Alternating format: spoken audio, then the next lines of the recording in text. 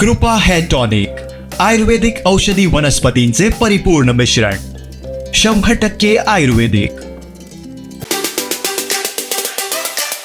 आताच एक महत्त्वाची बातमी घेऊन आलेलो आहे की आज राज्याचे उपमुख्यमंत्री एकनाथ शिंदे यांचा सिंधुदुर्ग जिल्हा दौरा आहे आणि आता थोड्याच वेळात शिंदे यांचं या ठिकाणी देवगड येथे आगमन होणार आहे. देवगड येथील डॉक्टर बोरफळकर यांच्या सरिता हॉस्पिटल नजीकच्या हॅलिपॅडवरती शिंदे यांचं आगमन होणार आहे. त्यानंतर कुणकेश्वर येथे श्री कुणकेश्वराचं दर्शन ते घेणार आहेत. त्यानंतर माजी आमदार रवींद्र फाटक यांच्या निवासस्थानी त्यांचा दौरा आहे. त्यानंतर हे पुन्हा अंगणेवाडी येथे जाऊन भराडी देवीचे दर्शन घेणार आहेत आणि त्यानंतर पुन्हा मुंबईच्या दिशेने श्री एकनाथ शिंदे हे रवाना होणार आहेत. एकंदरीत आजचा यांचा दौरा हा सिंधुदुर्गातील शिवसेनेसाठी अत्यंत महत्त्वाचा आहे. त्यांच्या स्वागतासाठी पाहिलं तर सिंधुदुर्गातील सर्व नेते मंडळी या ठिकाणी दाखल झालेले आहेत आणि त्यांच्या स्वागताची जय्यत तयारी आहे ही देवगडमध्ये केलेली आहे. ठिकठिकाणी मोठे बॅनर लावलेले आहेत. त्याचबरोबर ज्या ठिकाणी त्यांचं आत्ता थोड्याच वेळात आगमन होणार आहे 10:45च्या दरम्यान त्यांचा हेलिकॉप्टर आहे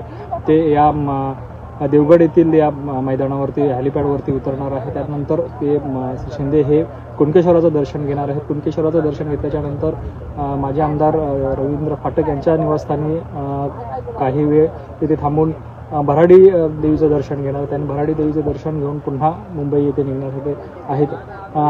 श्री कुणकेश्वराच्या दर्शनासाठीच आज लाखो भाविक या दर्शनासाठी आलेले आहेत आणि श्री एकनाथ शिंदे देखील कुणकेश्वराचं दर्शन घेणार आहेत. त्यानंतर कार्यकर्त्यांशी काही संवाद साधणार आहेत आणि जिल्ह्यातील शिवसेनेचे जे नेते आहेत अगदी दीपक केसरकर असतील, निलेश राणे असतील, त्याचबरोबर मुंबईतील शिवसैनिक देखील मोठ्या संख्येने या ठिकाणी दाखल झालेले आहेत. त्यांच्या स्वागताची जे तयारी आहे ती करण्यात आली आहे. आपण पाहू शकतो आपण हेलिपॅडवरती आहोत. हेलिपॅडवरती पोलिसांचा चोख पोलीस बंदोबस्त ठेवण्यात आलेला आहे. तर सर्व जी पोलीस यंत्रणा आहे ती या ठिकाणी तैनात करण्यात आलेली आहे. त्याचबरोबर शिंदे यांच्या स्वागतासाठी कार्यकर्ते देखील मोठ्या प्रमाणावरती दाखल होत आहे.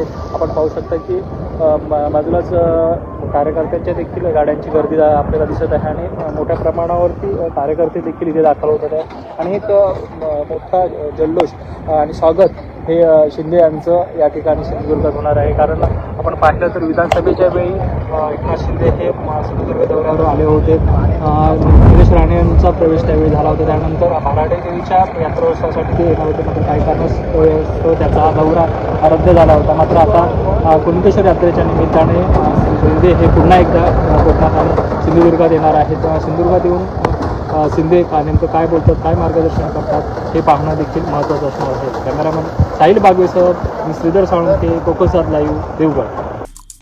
आमचे दिवसभरातले सर्व अपडेट्स, ताज्या घडामोडी आणि थेट लाईव्ह पाहण्यासाठी सबस्क्राईब करा, लाईक करा कोकणचं नंबर 1 महा चॅनल कोकणसाद लाईव्हचं YouTube चॅनल.